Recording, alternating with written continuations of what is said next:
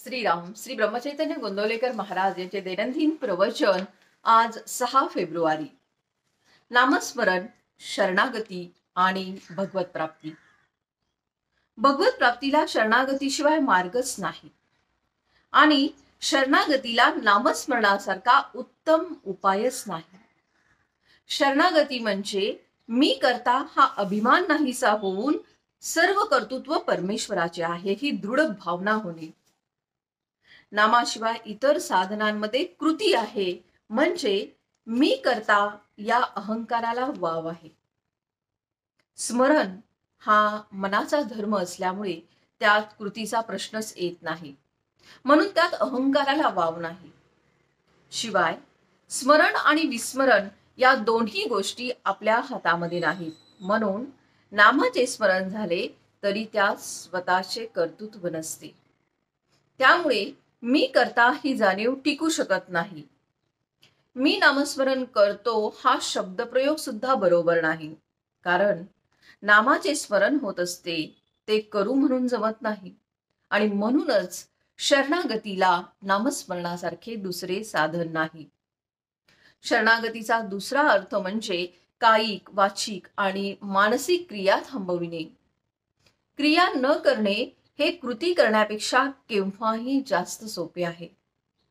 म्हणजेच शरणागती ही सहज साध्य वाटली पाहिजे, पण अनुभव तसा येत नाही। जी गोष्ट अत्यंत सोपी वाटते ती करायला पुष्कळदा कठीण जाते असा अनुभव येतो। एखाद्याला मोटार वेगात चालव म्हटले तर तो सहज करील, पण अति हळू चालव म्हटले तर ते त्याला फार कठीण जाते। म्हणूनच काहीही कृती न करणे हे कृती करण्यापेक्षा सुद्धा फार कठीण असते। गीतेमध्ये भगवंतांनी अर्जुनाला तू नुसता मला शरण ये असे सांगितले आहे।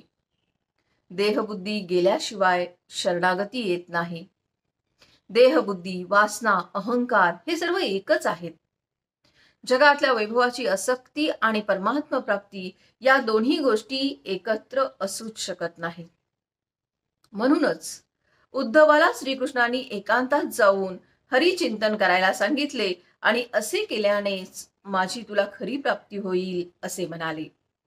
याचा अर्थ हाच की जगाकडे पाठ फिरवल्याशिवाय भगवंत मिळत नाही। भगवंताच्या प्राप्तीचे नियम आणि व्यवहारातल्या वस्तू प्राप्त करून घेण्याचे नियम यामध्ये फरक आहे। मनामध्ये वासना उत्पन्न झाली असता ती तृप्त करून घेण्यासाठी व्यवहाराचे खरे स्वरूप आहे, परंतु भगवंताचे याच्या उलट आहे। भगवंत हा अत्यंत सूक्ष्म असल्यामुळे त्याची प्राप्ती करून घेणे म्हणजे जडामधून सूक्ष्माकडे जाणे होय। तेव्हा त्याचे साधन हेही जडामधून सूक्ष्माकडे पोहोचणारेच असले पाहिजे। जड देहाशी संबंधित आणि सूक्ष्माशी निकट चिकटलेले असे साधन असेल तर ते नामच होय। आजचे बोधवचन, अनन्यतेशिवाय भगवंताची प्राप्ती नाही, त्यातच भक्तीचा जन्म होतो। जय जय रघुवीर समर्थ।